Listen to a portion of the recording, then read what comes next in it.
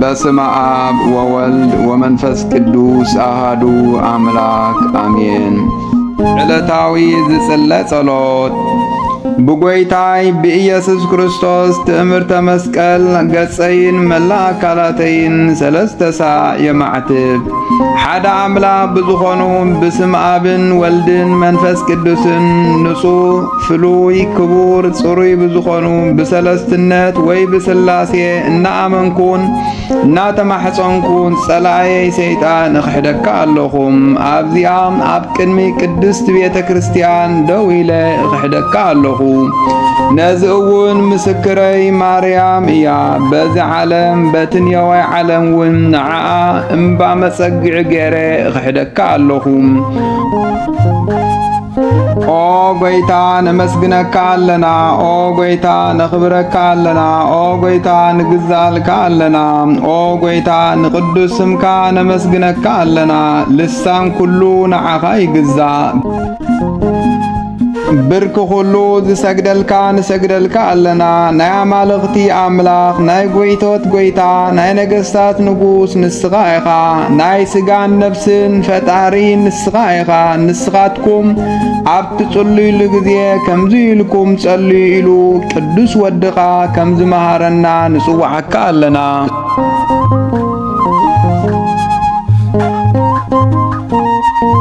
ኣብ ሰማይ ትነብር ኣቦና ስምካ ይቀደስ መንግሥትኻ ትምጻእ ፍቓድካ ከምቲ ኣብ ሰማይ ዝኾነ ከምኡ ድማ ኣብ ምድሪ ይኹን። ናይ ዕለት እንጀራና ሎሚ ሃበና። ንሕና ንዝበደሉና ይቕረ ከም እንብል ኣበሳናን በደልናን ሕደገልና። ካብ ኩሉ ክፉ ዘበለ ፈጺምካ ድሕነና እምበር ናብ ፈተና ኣይተእትወና። መንግሥትን ሓይልን ክብርን ንዘለዓለም ናትካ እዩ እሞ አሜን። ብናይ ቅዱስ ገብርኤል መልአክ ሰላምታ ኦ ቅድስት ድንግል ማርያም ሰላምታ ንዓኺ ይኹን። ብሓሳብኪ ድንግል ኢኺ ብስጋኺ እውን ድንግል ኢኹ እሞ ንዓኺ ሰላምታ ይግባእ። ናይ ኣሸናፊ እግዚኣብሔር ኣደ ካብ ኣንስቲ ተፈሊኺ ዝተባረኽኪ ኢኺ። ናይ ማህፀንኪ ፍረ እውን ብሩኽ እዩ እሞ ሰላምታ ንዓኺ ይግባእ። ጸጋ ዝመልአኪ ፍስሕት ደስ ይበልኪ። ኃጢአትና ምእንቲ ክስረየልና ካብ ዝተፈተወ ወድኺ ኢየሱስ ክርስቶስ ጸሊኺ ምሕረት ለምንልና አሜን። ናይ ሃይማኖት ጸሎት ኣብ ሰማይን ኣብ ምድርን ብዘሎ ዝርአን ዘይርአን ዝፈጠረ ንኹሉ ብዝሓዘ ብሓደ ኣምላኽ እግዚኣብሔር ኣብ ንኣምን። ዓለም ከይተፈጥረ ምስኡ ህልዊ ብዝኾነ ብሓደ ጎይታ ወልደ ኣብ ኢየሱስ ክርስቶስ እውን ንኣምን። ካብ ብርሃን ዝተረኽበ ብርሃን ካብ ሓቀኛ ኣምላኽ ዝተረኽበ ኣምላኽ ዝተወልደ እምበር ዝተፈጥረ ኣይኮነን። ብመለኮቱ ምስ ኣብ ማዕረ ዝኾነ ኩሉ ብኡ ኮነ። ኣብ ሰማይን ኣብ ምድርን ዘሎ ብዘይ ብኡ ሓንቲ እኳ ዝኾነ የልዎን። ምእንታና ምእንቲ ደቂ ሰብ ምእንቲ ድሕነትናን ካብ ሰማያት ወረደ። ብግብሪ መንፈስ ቅዱስ ድማ ካብ ቅድስት ድንግል ማርያም ፍጹም ሰብ ኮነ። ብዘመን ጲላጦስ ጴንጤናዊ ከዓ ምእንታና ተሰቕለ፣ መከራ ተቐበለ፣ ሞተ፣ ተቐብረ። ብሳልሳይ መዓልቲ ድማ ተንስአ። ከምቲ ኣብ ቅዱሳት መጻሕፍቲ ዝተጻሕፈ ብምስጋና ናብ ሰማያት ዓረገ፣ ኣብ የማን አቡኡ ተቐመጠ። ኣብ ሕያዋንን ኣብ ሙታንን ክፈርድ እውን መሊሱ ብምስጋናን ብኽብርን ክመጽእ እዩ። ንመንግሥቱ ድማ መፈጸምታ የብሉን። ጐይታን መሕየዊን ብዝኾነ ካብ ኣብ ብዝሰረጸ ብነቢያት ዝተዛረበ በመንፈስ ቅዱስ እውን ነአምን። ምስ አብን ምስ ወልድን ንሰግደሉን ነመስግኖን። ልዕሊ ኩሉ ናይ ሐዋርያት ጉባኤ ብዝኾነት በሓንቲ ቅድስት ቤተ ክርስቲያን ነአምን። ንስርየት ኃጢአት ብዝኾነት በሓንቲ ጥምቀት እውን ነአምን። ንዘለዓለም ዝመጽእ ሕይወትን ትንሣኤ ሙታንን ከኣ ተስፋ ንገብር። አሜን። አሸናፊ እግዚአብሔር ቅዱስ ቅዱስ ቅዱስ ተባሂልካ ትመስገን። ምስጋናኻውን ብሰማይን ብምድርን ዝመልአ እዩ። ኦ ክርስቶስ ንዓኻ ንሰግደልካ ምስ ሰማያዊ ርሁርህ ኣቦኻ መድኃኒ ምስ ዝኾነ ምስ መንፈስ ቅዱስ ንሰግደልካ። ናብዛ ዓለም መጺኻ ኣድሒንካና ኢኻ እሞ ንሰግደልካ ኣለና። ንአብ ንወልድ ንመንፈስ ቅዱስ ሓንቲ ስግደት እሰግድ። ንአብ ንወልድ ንመንፈስ ቅዱስ ሓንቲ ስግደት እሰግድ። ንአብ ንወልድ ንመንፈስ ቅዱስ ሓንቲ ስግደት እሰግድ። ሓደ እንከለዉ ሰለስተ ሰለስተ እንከለዉ ሓደ ንዝኾኑ በአካል ሰለስተ ብመለኮት ሓደ ንዝኾኑ እሰግድ። ነዴና ንቅድስት ድንግል ማርያም እሰግድ። ንኹሉ ዓለም ንምድሓን ክብል ኢየሱስ ክርስቶስ ንዝተሰቕለሉ መስቀል እሰግድ። መስቀል ሓይልና እዩ። መስቀል ጽንዕና እዩ። መስቀል ቤዛና እዩ። መስቀል መድኃኒት ነፍስና እዩ። አይሁድ ይኽሕድዎ ንሕና ግና ነአምኖ። ዝኣመናውን ብመስቀሉ ክንድሕን ኢና ድሒናውን ኢና። ንአብ ምስጋና ይግባእ፣ ንወልድ ምስጋና ይግባእ፣ ንመንፈስ ቅዱስ ምስጋና ይግባእ። ንአብ ምስጋና ይግባእ፣ ንወልድ ምስጋና ይግባእ፣ ንመንፈስ ቅዱስ ምስጋና ይግባእ። ንአብ ምስጋና ይግባእ፣ ንወልድ ምስጋና ይግባእ፣ ንመንፈስ ቅዱስ ምስጋና ይግባእ። አምላኽ ንዝወለደት ንአዴና ቅድስት ድንግል ማርያም ምስጋና ይግባእ። ኢየሱስ ክርስቶስ ንዝተሰቕለሉ መስቀል ምስጋና ይግባእ። ክርስቶስ ብምሕረቱ ንኽዝክረና ኣብ ዳግማይ ምጽኣቱ ንኸየሕፍረና ስሙ ንምስጋን ከንቀሐና ንዕኡ ብምምላኽ ንኸጽንዓና አዴና ማርያም ጸሎትና አዕርግልና ኃጢአትና ዝተስሪልና ኣብ ቅድሚ መንበር ጐይታና ጸሎትና ይዕርግልና። ነዚ ሕብስት ንዘብልዓና ነዚ ጽዋእውን ንዘስተየና ምግብናን ክዳንና ንዘዳለወልና ኃጢአትና ሁሉ ንዝተዓገሰና ቅዱስ ሥጋኡ ክቡር ደሙ ዝሃበና ክሳዕ እዛ ሰዓት እዚያ ንዘብጽሐና ንልዑል እግዚአብሔር ፍጹም ምስጋና ይግባእ። ንወላዲቱ ድንግልውን ምስጋና ይግባእ። ክቡር መስቀሉ ምስጋና ይግባእ። ስም እግዚአብሔር ፍጹም ንኽምስገን ዘውትር በብግዚኡን በብሰዓቱን ምስጋና ይግባእ። ሰላም ንዓኺ ይኹን እናበልና ንሰግደልኪ ኣለና። አዴና ማርያም ንልምነካ ኣለና። ካብ ሃዳናይ ኣራዊት ከድሕነና ምእንቲ ሃና ኣዴኺ ምእንቲ ኢያቄም ኣቦኺ ኢልኪ ድንግል ንማሕበርና ሎሚ ባርኽልና። ንኣምላኽ ብድንግልና ዝወለደት ናይ አዴና ማርያም ጸሎት። ማርያም ድማ ከምዚ በለት ነፍሰይ ንእግዚአብሔር ተዕብዮ መንፈሰይካ በአምላኸይ በቲ መድኃኒየይ ባህ ይብሎ። ውርደት ባርያኡ ርእዩ እዩሞ እነሆ ካብ ሕጂ ኩለን ወለዶ ብጽእቲ ክብሉኑ እዮም። እቲ ኩሉ ዝኽእል ዓበይቲ ነገራት ገይሩለይ እዩሞ ስሙ ቅዱስ እዩ። ምሕረቱውን ኣብቶም ዝፈርሕዎ ንውሉድ ወለዶ እዩ። ብቕልጽሙ ሓይሊ ገበረ ንዕቡያት ሓሳባት ልቦም በተነሎም።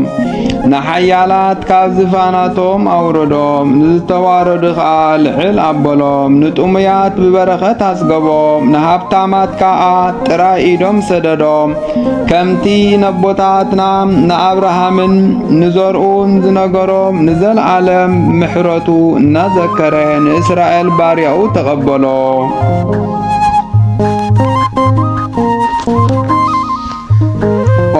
እግዝእትየ ፍትህኒ እማእሰሩ ለሰይጣን እሙ ለመድህን ወለተ ብርሃን ባርክኒ ቀድስኒ ወአንጽህኒ በከመ ባረክዮ ለቅዱስ ኤፍሬም ፍቁርሺ በረከተ ፍቁር ወልድሺ ወአብሁ ወመንፈስ ቅዱስ ይድር በላዕሌ ወላዕለ ኩሎም ሕዝበ ክርስቲያን ለዓለመ ዓለም። ቅዱስ ኤፍሬም ዝደረሶ ውዳሴ ማርያም ናይ ዓርቢ ዝጽለየ ንኣምላክ ዝወለደት ናይ ኣዴና ድንግል ማርያም ምስጋና ካብ ኣዋልድ ተፈሊኺ ዝተባረኪ ኢኺ ናይ ማፀንኪ ፍረ እውን ዝተባረኸ እዩ። ብዘይርኽሰት ኣምላክ ዝወለድኪ ድንግል ማርያም ሓቀኛ ፀሓይ ካባኺ ወፂኡልና ብክንፈ ረድኤቱ ኣቕረበና ንሱ ፈጣሪና እዩ እሞ ኦ ቅድስ ለምንልና። ኦ ኣምላክ ዝወለድኪ ኣዴና ናይ ብርሃን ኣደ ኢኺ እሞ ንዓኺ በይንኺ ብኽብሪ ብምስጋና ነኽብረክን ነመስግነክን ኣለና። ዝተባረኽኪ ንስኺ ካብ መላእኽቲ ትበልፂ ካብ ደቂ ኣዳም እውን ትበልፂ ካብ ኩሉ ሓሳባት ትበልፂ ንኽብርኽን ዕብየትክን ክዛረበሉ ዝኽእል መን እዩ? ንዓኺ ዝመስል የለን እሞ ኦ ማርያም መላእኽቲ ዘኽብሩኺ ሱራፌል እውን የመስግኑኺ። ኣብ ልዕሊ ኪሩቤልን ሱራፌልን ሓዲሩ ዝነብር ጎይታ መጺኡ ኣብ ማፀንኪ ሓዲሩ እዩ እሞ ንሰብ ዝፈቱ ናቡ ኣቕረበና። ክብሪ ምስጋና ዘለዎ ንሱ ናትና ሞት ተቐቢሉ ናቱ ሕይወት ንዓና ሃበና። ኦ ቅድስ ለምንልና። ኦ ናይ ደናግል መመኪሒት ንኣምላክ ዝወለድኪ ድንግል ማርያም ናይ ማፀንኪ ፍረ ዝተባረኸ እዩ። ቅድሚ ዓለም ዝነበረ ንሱ ሰብ ኮይኑ እዩ እሞ ካባኺ ዝተወልደ ስጋና ወሲዱ መንፈስ ቅዱስ ከዓ ሂቡና ብብዝሒ ምሕረቱ ከምኡ ኣምሰለና። ጸጋን ክብርን ካብ ዝተቐበላ ብዙሓት ኣንስቲ ንስኺ ትበልፂ። ኦ ንኣምላክ ዝወለድኪ ድንግል ማርያም ልዑል እግዚኣብሔር ዝሓደረኪ ረቂቕ ከተማ ኢኺ። ኣብ ልዕሊ ኪሩቤልን ሱራፌልን ዝነብር ጎይታ ብማእከል ኢድኪ ሒዝክዮ ኢኹ እሞ ብብዝሒ ምሕረቱ ንኹሉ ዘድሕን ኣምላኽና እዩ። ንዘለዓለም ይሕልወና ንሰግደሉ ነመስግኖን ኣሎና። ንሱ ፈጢሩና እዩ እሞ ኦ ቅድስ ለምንልና። ድንግል ማርያም ናይ ጨና መንበሪ ናይ ሕይወት ማይ ምንጭ እያ። ናይ ማፀንኪ ፍረ ንሰብ ኩሉ ኣድሒኑ እዩ እሞ መርገብና ካባና ኣጥፋልና። ኣብ ማእከልና ኮይኑ ከዓ ብመስቀሉ ኣተዓረቐና። ብፍሉይ ትንሣኤኡ ዳግማይ ንሰብ ናብ ገነት መሊስዎም። ኦ ቅድስ ለምንልና። ንጽሕት ድንግል ማርያም ዝተኣመነት ንኣምላክ ዝወለደት እያ። ንደቂ ሰብ ናይ ምሕረት ኣማላዲት እያ። ሓጢኣትና ንክሰርየልና ናብ ወደኺ ክርስቶስ ለምንልና። ኦ ቅድስ ለምንልና። ድንግል ማርያም ኣብ ቤተ መቕደስ ኣስሚዓ ትዛረብ ነበረት። እቲ መልኣኽ ኦ ቅድስ ድንግል ሰላምታ ይግባእኪ ኢሉ ኣኽቢሩ ካብ ዝነገረኒ ካልእ ዋላ ሓንቲ ዝፈልጦም ከም ዘይብለይ እግዚኣብሔር ይፈልጥ በለት።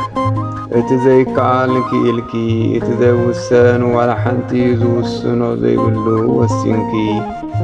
ኣብ ልዕሊ ኩሉ ግብሪ ጸጋ ዝተመላኺ ምስጋናኺ ይበዝሕ። ክብርኺ እውን ፍጹም እዩ። ናይ ኣብ ቃል መሕደሪ ኮንኪ ኢኹ እሞ ንክርስቲያን ወገናት ምእመናን ትእክቡ እዮም።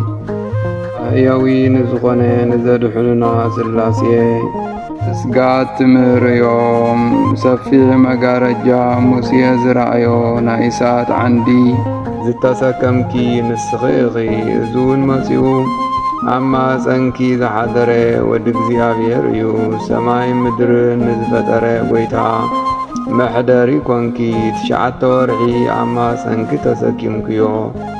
ሰማይን ምድርን ንዘይውስንዎ ዝተኣመንኪ ንስኺ ኢኺ። ካብ ምድሪ ናብ ሰማይ ንምዕራግ መሳልል ኮንኪ። ብርሃንኪ ካብ ፀሓይ ብርሃን ይበልጽ። ቅዱሳን ብፍጹም ሓጎስ ዝረኣይዎም ኮኸብ ካባኺ ዝተወልደ ምብራቕ ንስኺ ኢኺ። እዙውን ብጻዕርን ብቕልውላውን ክትወልድ ኣብ ልዕሊ ሔዋን ዝፈረዳ እዩ።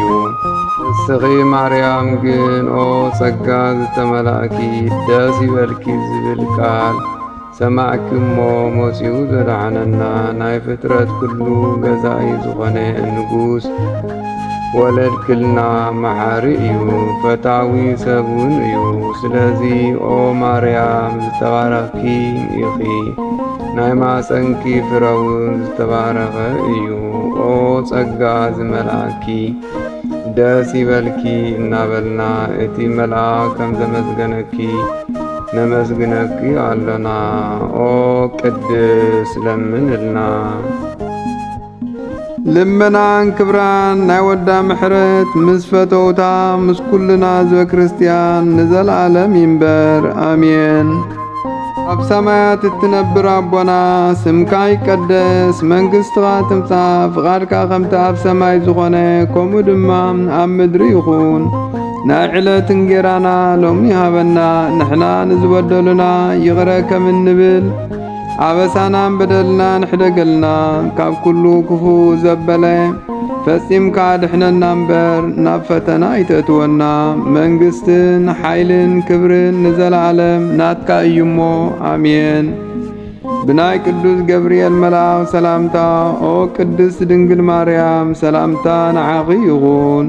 ብሓሳብኪ ድንግል ኢኺ፣ ብስጋኽውን ድንግል ኢኺ እሞ ንዓኺ ሰላምታ ይግባእ። ንኣሸናፊ እግዚአብሔር ኣደ ካብ ኣንስቲ ተፈሊኺ ዝተባረኽኪ ኢኺ፣ ናይ ማፀንኪ ፍረውን ብሩኽ እዩ እሞ ሰላምታ ንዓኺ ይግባእ።